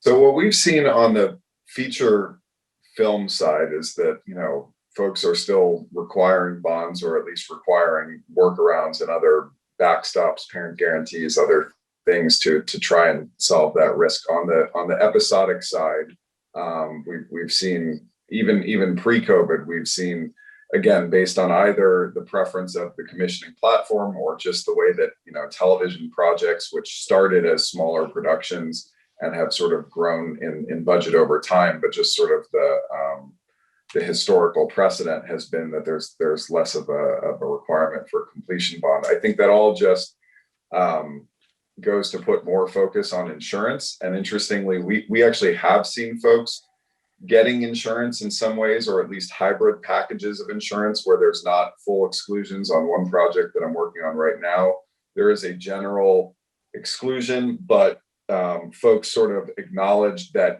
if the two leads were the ones that were affected, that would really stop the production in its tracks in a way that, the rest of the cast and crew and support team, would not. And so they paid a high premium to ensure those two lead actors against, you know, a problem, but because it was isolated to those two folks and they could keep those folks, you know, pretty well under wraps, you know, that was sort of worth the you know, the cost benefit analysis of paying more. And then they went without the COVID insurance on the rest. So what we're seeing, again, you know, based on the financing models or now insurance or, you know, anything else, it's just folks being creative and flexible and you know, rethinking the prior requirements that were just sort of you know, kind of no-brainers. And, you know, and we're having, you know, the collaborative conversations with the banks and the other partners and the equity financiers and others to get everyone comfortable with these hybrid approaches, you know, and trying to be as pragmatic as possible. Now, Dong, your world is really unique and so foreign to the rest of us here. You have one foot in Western understanding of law. You're licensed to practice in New York State. You have a LLM, you know, from U.S. school. You're also licensed in Beijing. Why don't we allow you to educate us on the nuts and bolts of investing in China, how productions get done? Do you even use a completion bond? Is that a concern of production companies? And of course, I also know you have a very thriving animation industry in China as well, and that you were part of one of the biggest animation hits, The Monkey King from China. So if you have any anecdotes about that, you can share. But I'm going to bring your PowerPoint up and take about, you know, 5 to 10 minutes to walk through us the, you know, how do we, you know, how do we invest in China and get our money out, and how do Chinese invest in Western films, invest in a film in the Dominican Republic and get their money in? Okay, let me talk about how the foreign money coming to China to invest in the film production. In that case, that'll be called joint film production and China laws, and that would take a license and take the approval from the government. And with approval, the foreign money can come to China, and if the movie is done and released and distributed and shown in the cinema and get the box office revenue, and the money can be split based on according to the agreement between the China party and foreign party, and money can be channeled out, can be remitted out of China. About Chinese money going out to foreign movie, that would be called the offshore direct investment. That would also require approval from the government in order to get the Chinese money out of China. Then, if the project is successful in the foreign jurisdiction, again, they made the money will have to come back to China and with the to pay the relevant tax. That's this money coming inflow and coming outflow. That's just how the money foreign money is going to work in China, and the Chinese money work in foreign jurisdiction. Do I have the ability to get a tax incentive from the state or federal entities? Right. You know what? The tax incentives in China, we don't have a kind of a tax incentive for the film industry at all, except there is some preferential policies because of the COVID-19 situation, which is not now applicable in order to help the how a film industry survives. Well, let me give you an example. That's your enterprise income tax and your individual income tax. And then I think Right. there's some more on that slide that were, or is those just the two, those are the two items to discuss? Right. There's some tax. There's some preference policy for the enterprise income tax. The loss borne by the film enterprise in 2020 can be made up in 8 years instead of 5 years in normal situation. And the VAT is exempted for the year 2020 for the revenues out of the cinema service. But I think this so-called policies are temporary for the COVID-19 situation, and it will be gone if the situation comes back to normal. So it's the whole tax incentive system or mechanism in the United States or in Canada are very complicated. We don't have those kind of mechanism incentive in China yet. But hopefully we will borrow something from United States and Canada in order to help the film industry in China by the incentives. And yeah, go ahead. I was just gonna say, just continue on. Let us know who some of the major players in China. Just finish up your slideshow, since it's so foreign to all of us foreigners. Yeah, it's pretty foreign. But at the same time, we have a lot of similarities. For example, streamers are playing more and more important role in the film industry in terms of consumption and the distribution and the investment. I give you an example how the streamers have become so important.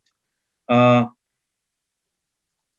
example, year 2010, beginning of the year 2010. Oh, we're losing your sound there a little bit, Dong. Oh, okay. There you go. You're better now. Okay. I give you an example how the streamers have become so important. In the beginning of the year 2020, a movie called Lost in Russia could not be released because of COVID-19, and because that it was supposed to release in February 2020, which was the Chinese New Year holiday, which was supposed to be the best time for the releasing, but they couldn't do that. Instead, the producer signed Don, sorry for interrupting. Could you please speak directly to the microphone, because when you turn away, we'll lose your audio. Thank you. Oh, okay. Well, they signed a bunch of agreements with ByteDance Dancing, which is the streamer, like we call it, platform company, and the ByteDance Dancing spent 630 million RMB to buy the film and broadcast in their online platforms. And the ByteDance Dancing provided all the distribution and marketing services. And it was pretty successful. In just 3 days, the film was played for more than 6 million times, and it reached out to more than 180 million people in China. So this that's a good example that The big market. Okay, just finish and just take us on home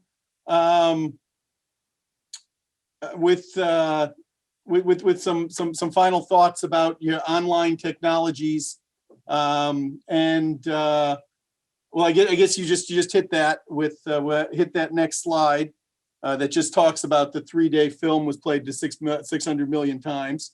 If there was one key player in China that a producer looking to get distribution in China or was to partner with, who's the 800-pound gorilla that they should know? Well, it's called Speak into the mic. IHG is called the Netflix in China. We're losing you in the mic. We can't hear you. IHG. Okay, Aichi, great. Massimo, Yeah. who's the 800-pound gorilla in Italy that if you want to do well in Italy, who should we partner with? We have a 75% gorilla, which is RAI, the National Broadcasting Television. So certainly there is nothing you can do without crossing paths with RAI. That's certainly still the rule. I'm not sure that it's going to last forever because, of course, this more dynamic arrival of new players and the arrival of new platforms may shake a bit the scene. So I expect that there will be a lot of space for aggregation. And also, in my opinion, there will be also a very large number of opportunities for foreign investors to grab some of the small Italian production company and try to aggregate them. Just to give you an idea, about 80% of the Italian production company have a yearly turnover of less than 1 million euro. That means that you are talking to a super atomic market. It's not a market of big players. So you have a gigantic player who is RAI, then you have a couple of others, which were Mediaset and others, and now you have the streamers. Of course, we didn't mention Amazon, which is also doing its job. We didn't mention Sky, who is also a big player. But so you have a limited number of big players, starting from RAI, and then a variety of smaller ones. But I think there is space for aggregation.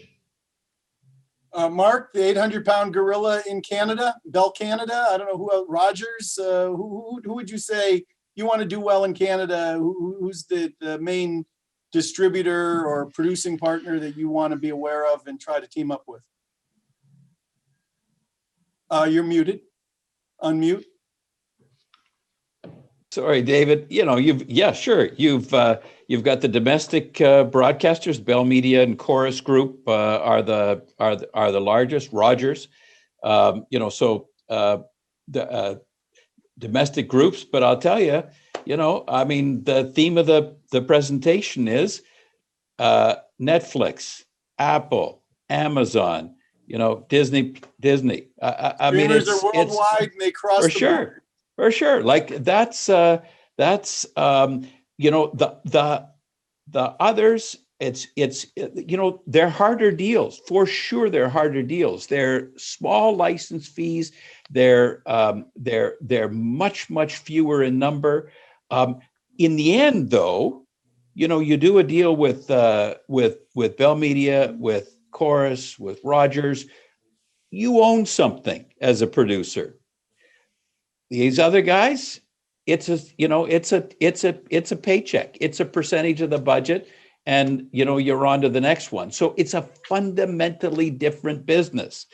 But it's the dominant business in Canada is the hourly wage guys, I guess you'd call them. So it's the same 800-pound gorillas as you have in the U.S. Marianna, the big names in the Dominican Republic to team up with. That would definitely be Pinewood DR Studios, which is owned by Atlantica. They have the infrastructure, they have the sound stages, the water tank, the production services, and they also basically arrange for the financing. So they're the one-stop shop here. And that's not just a water tank. That's instead of having a blue screen where you project an ocean, they have it so it's like an infinity pool. So the backdrop is the actual ocean, and it's a very state-of-the-art. You'd probably be one of the best water stages, in the world. Like I said, you don't need a green screen behind it. You've got the natural ocean right there. I just want to hit some few questions before I go to the questions, and we might just go a little about 8 minutes longer than we're supposed to. The beauty of being a web, and anyone that wants to drop off can. But we'll before I hit the questions, one big one back to you, Rick. How are you structuring your deals and accounting for investors if the plan is to go to Netflix, or the plan pivots to have a streamer acquire it because of the pandemic? We're not going to have theaters, and there's no longer the percentage of profits. It's you get the budget, plus a little premium. Maybe you have a streamer bonus that you can have worked in. How do you account for that with investor agreements? And what type of money can you get from a streamer, and the potential bonuses in lieu of profit participation if it's a good performer? Well, again, it's all over the map. It depends on budget size and excuse me. And again, it as always depends on sorry. Depends on the leverage based on the quality of the IP and the quality of the the talent and the other attachments. But essentially, as Mark said, it is a bit more of a fixed profit business, and our producing partners are essentially figuring out ways to share those profits with their other partners, and not just their financing partners, but also their talent.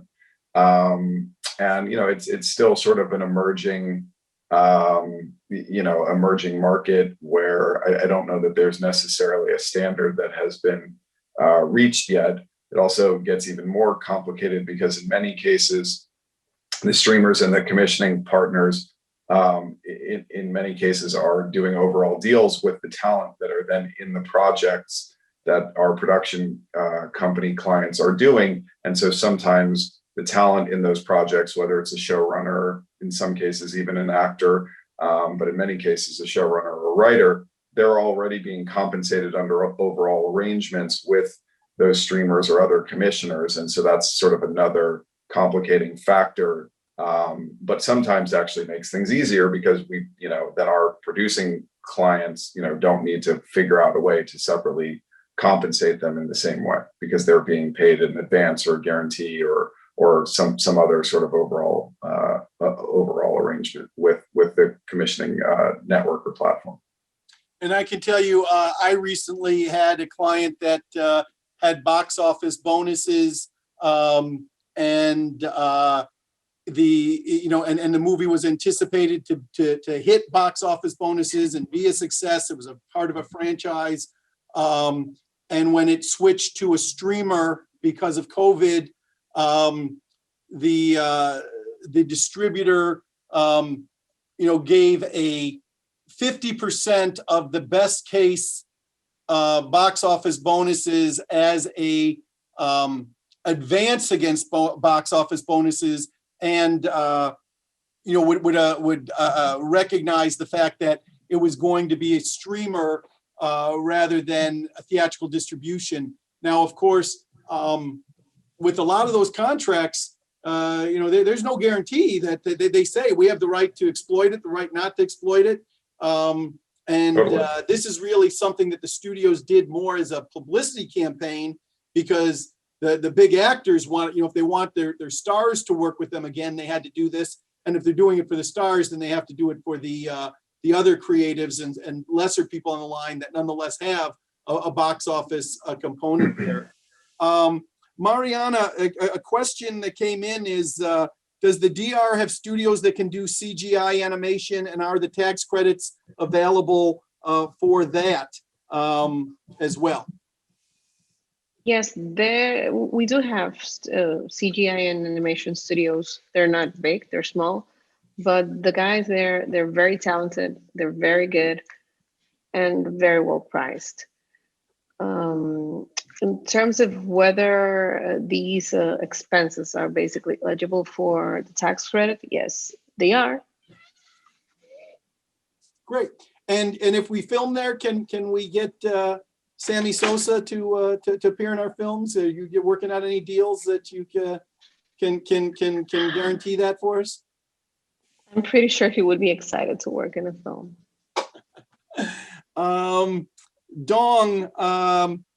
there's a question about the content for distribution in Chinese markets. Can you just speak very briefly about what is simply not going to get past the government censors? The question was, can you have gay characters or make reference to marijuana or drug use and still get distribution in China?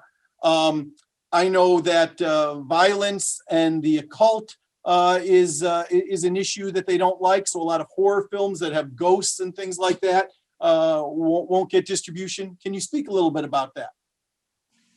Well, we people call that censorship. Actually there is no kind of publicized standard for what kind of contents are not allowed. But of course, people know like something about the religion, about the gay and lesbian contents, or the violence, that kind of thing wouldn't be allowed. And of course, it cannot be too political. Like you cannot criticize the Communist Party. That's obvious. And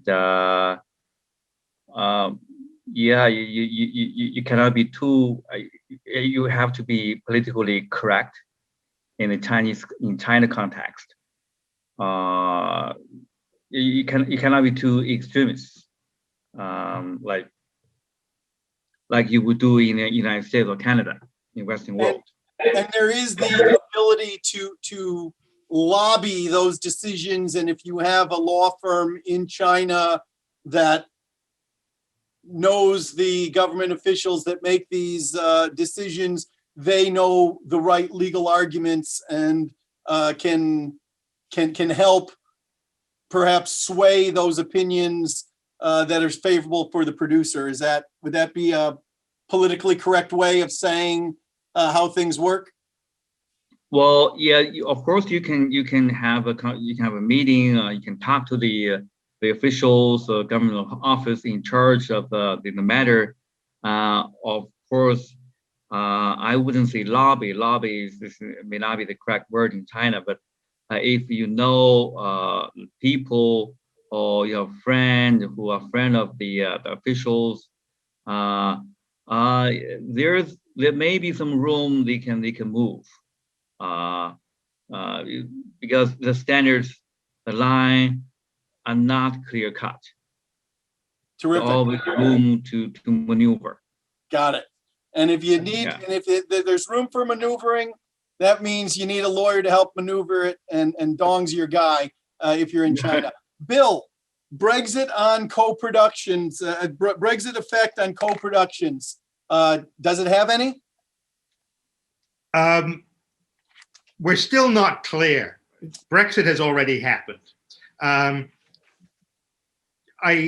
thing I should say is that the overarching treaties covering international or co-production in Europe are not creatures of the European Union. They are creatures of a completely separate body, which goes back to the 1940s, called the Council of Europe, which nobody ever talks about, except that the COE, as it's known, does actually some quite good work in the international treaties. All of the European countries, except for Belarus, for reasons I won't go into, are members of the Council of Europe, and within the Council, various countries have signed up to various treaties on all sorts of things, including on cross-border or international co-production. So that whole apparatus lies outside the European Union. However, Brexit is an issue, as between the Republic of Ireland, where I live, and Northern Ireland. Look at my slides. There is as a condition of the separation of the United Kingdom from the European Union, there is what is called a Northern Ireland Protocol, which it's a bit, I was thinking about it, it's a bit like a side letter in guild agreements. It's like, you know, we have this big set of rules, and it's like the basic agreement is 200 pages long, and then we have this 3-page side letter, which everybody's agreed to, which goes to a separate set of circumstances and has carve-outs. And we have that for relations between Northern Ireland and the EU, and the EU includes the Republic of Ireland, the South. The view is, and I went to a panel, you know, in December before Brexit was completed, is that because of the protocol, and because of other arrangements that affect the relationship between the Republic of Ireland and the United Kingdom, that the impact should not be too great. You know, we were concerned about, you know, if you rented LED screens in Dublin and wanted to take them up to a shoot in Northern Ireland, would they be stopped at the border? You know, things like that. It looks like we're being told that won't happen. But it's the jury. I think there has been something of a freezing effect. People are saying, you know, I don't want to test the system. I want to wait until it's settled down. Why take the risk? This is a pure anecdote, but somebody I know at one of the studios in the South working on a TV series. She does fabrics, and she wanted to. There was a fabric producer in Northern Ireland that she's been using for years, and she said, you know, I'm not even going to use them. They're the best in the business. They do the best particular style of fabric that I work with. I'm going somewhere else because I don't want to explain to my bosses that there's a Brexit issue when we have a huge Apple TV series, and it's time sensitive, and we have to have this stuff on Wednesday. I don't have to be the one explaining. Don't worry with the problem. We're not going to get it until the weekend. Thank you, Dong. In one word, what is the best language for Chinese distribution? If I can only make one dub, what's the one that's going to make the most money for me in China? Mandarin? Or how do they deal with it? Do you do different dialects for every film? Well, Mandarin is the standard language. Got it. Across the whole country. That's it. Yeah. That's all we need. Massimo, okay.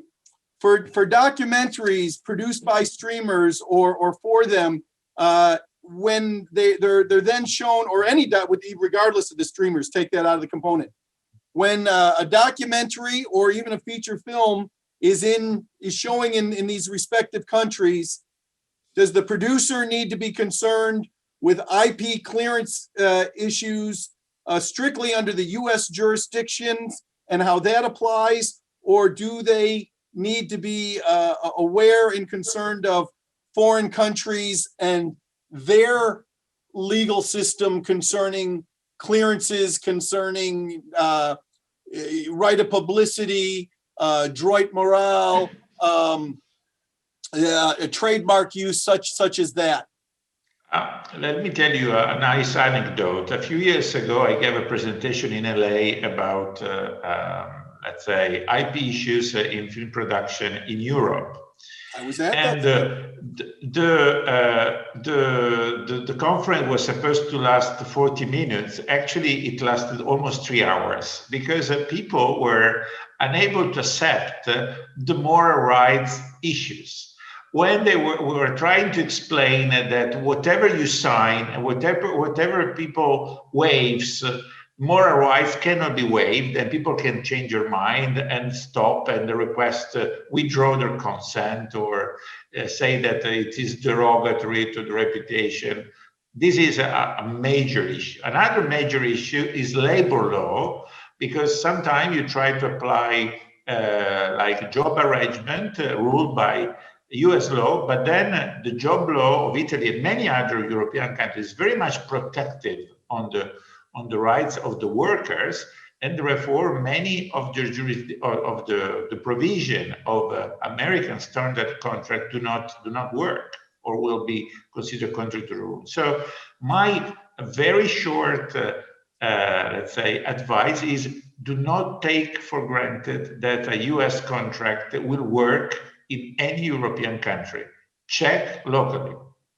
And of course, when it comes to the droit morale, a really well-drafted agreement will anticipate that there are different rules internationally and say, you recognize that this is not droit morale, and to the extent it is droit morale, you assign it, and to the extent you cannot irrevocably assign it to us, the producers, you recognize that there are a lot of people on a film that have their own droit morale, moral right of authorship in their performance, and that you promise you won't enforce your droit morale rights in a way that conflicts with others and their desire to have this film exhibited. David, this is the way our 3 hours long conference started in LA, because actually a very good, extraordinary LA lawyer tried every route to say, oh, but this is not possible. Let's find a clever drafting to overcome the problem. No, the problem is there. You just live with humans and their own, let's say, subjectivity, their own opinion. We didn't mention the personality right, which is another big phenomenon. But very pleased to share more information with you on another occasion. Got it. Mark, is there a central website that you can get up-to-date information on Canada's COVID quarantine requirements and what filmmakers need to know before they go up there? You're muted. Sorry, David, rookie mistake. There are a number. The answer is there are a number, and it is because COVID is a public health issue that is largely regulated provincially. We do have, with respect to immigration and immigration rules, it's federal. But where you should go are the provincial film commissions, BC Film, Ontario Creates, Quebec's Film Commission site, because there are province-specific rules, and they are very well covered in each of those sites. Okay, and Marianna, is there a great place to find out everything you need to know about filmmaking in the DR website? Yeah, the website of the Film Commission. Great, and somewhere here we go. Right here, the law firm which you've taken a leave of absence from to be during your reign as film commissioner is here. The OMG law firm website has a lot of information about filming in the DR. There's a great Variety article that's posted in Marianna's materials about the surge in production as the tax is reduced. Similarly, another article, and then it talks about, is it filming in DominicanRepublic.com? Is that you? That's not me. Well, there's some good info there. Do you know what your official website is? Yes, it's thecine.com. And Lantica Media is lantica.media/incentives, which has some great information. As she said, it's a one-stop shop. Production services, helps you with the tax credit. They've got a great legal team, general counsel. A lot of them were hands-on involved in drafting the tax credits, and when they left the government, they came to work for Lantica. I'm going to put up on the screen one other question that came in was about how do producers in America get the benefit of tax credits if they're not paying tax in those states? How is it monetized? And of course, the answer to that it's written in my article about riding high in the government's dime, but essentially you're going to need to have a broker. You're going to need to have an intermediary that knows how to sell the tax credit to somebody that's in that jurisdiction and sees the worth of it. You're going to pay a discount, and you have to be aware of that, if your tax credit equals $100,000 and you need to sell it to someone that's wealthy in that jurisdiction that wants it, they're not going to pay $100,000. They might pay $80,000 and they save $20,000 with your voucher that you give for $100,000 for the tax credit. On the screen here is some links to some state and federal resources concerning COVID. And again, go to the written materials on the nuts and bolts stuff. Some of my articles went through the scan and the numbering became a little illegible. Most of the articles are on my website, www.piercellp.com. There's an article section. You can find them. If something's a little too unlegible because of the multiple scanning, contact me at david@piercellp.com, and I will make sure that those many articles get emailed to you directly. You can also sign up for our newsletter. The next entertainment law program will be March 17 with the third installment of the annual Entertainment Law and Review, looking at 2020 events and developments in law that impact transactional and production matters. Obviously, they do a year in review for much more than 3 years. This is the third installment of the 2020 program. We used to have one big 3-hour presentation. It's been broken up into individual ones. This is the last one of the year that will focus on great moments in entertainment transactions and legal developments with them that you should be aware of. The panel will include executives from Netflix, Warner Brothers, and NBCU, and is moderated by our esteemed Entertainment Law Section Senior Chair, Larry Verbit. The event is free for BHEBA members and $25 for non-members, and there's a place in which you can register. Again, we've looked to the written materials. There's a lot of stuff for the state-of-the-art COVID stuff. Just Google in the jurisdiction that you want to look at. Every single jurisdiction has a site for filmmakers. If they have a tax incentive, they've got a site up on what you need to do to be COVID compliant.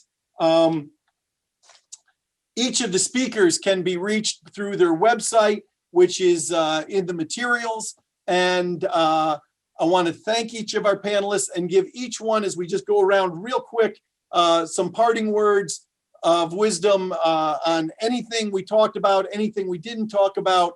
The one parting thought that viewers might you might want to impart on people as we say goodbye. And we start with our friend in Ireland, Bill. Oh, nothing like being put on the spot. I've been, as a lawyer, and before I was a lawyer, I was a journalist on Variety and other publications going back to the 1980s. And the business has always been crazy and irrational, and it shows no sign of changing. It's crazy and irrational in different ways, and that's the thing that constantly moves. It's self-serving to say, but lawyers can help you get through this madness, and I, like everybody else, am there to help.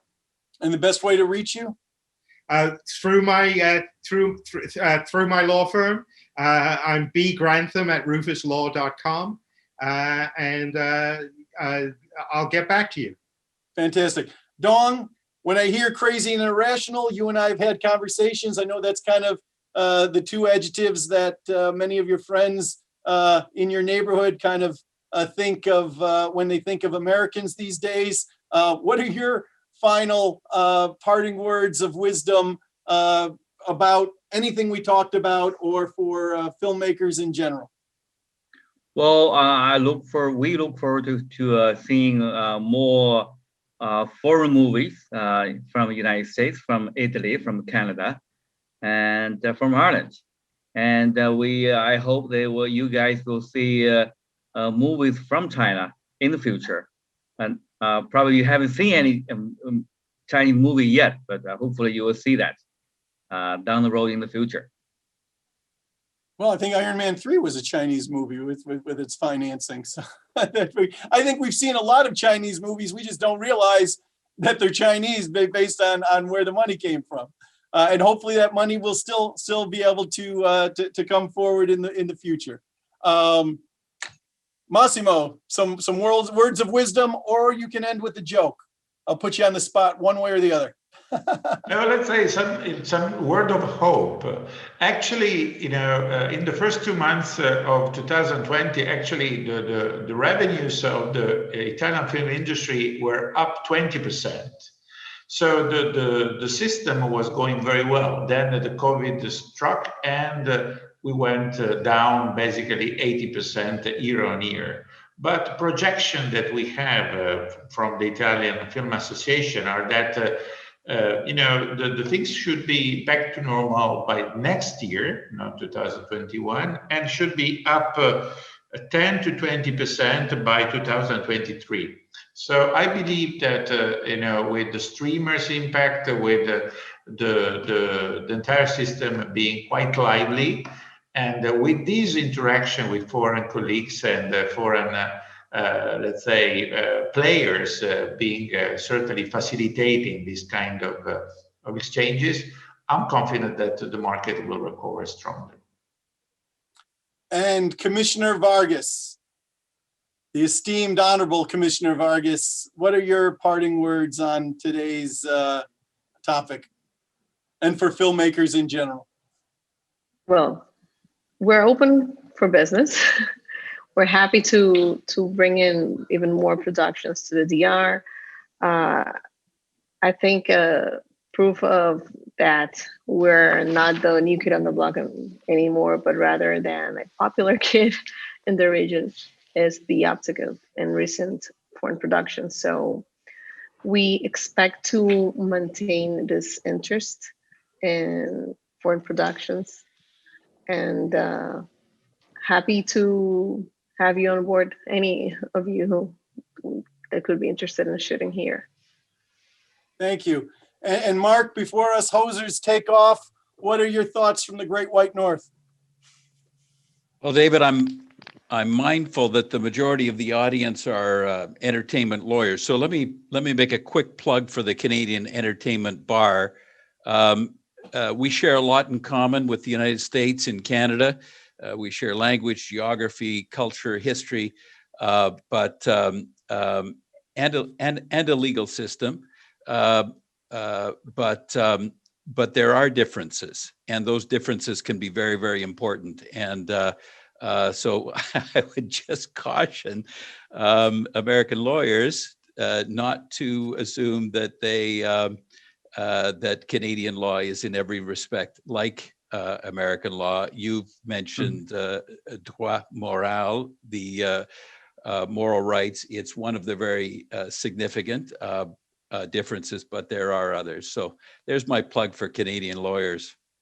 And I thought you were going to start by saying you were mindful that the participants, most participants weren't old enough to catch my reference as to hosers taking off to the Great White North and in homage to Rick Moranis and that's it. and David Thomas.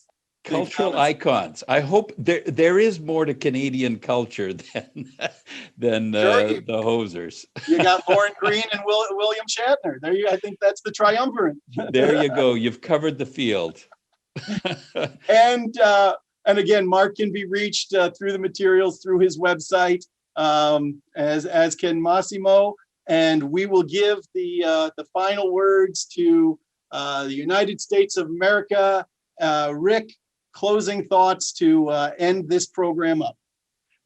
I'm just looking forward to a really exciting, next year and beyond. It's going to be, really exciting for us as lawyers and especially for all of our clients as folks return to normal life, whatever that normal life looks like, return to movie theaters.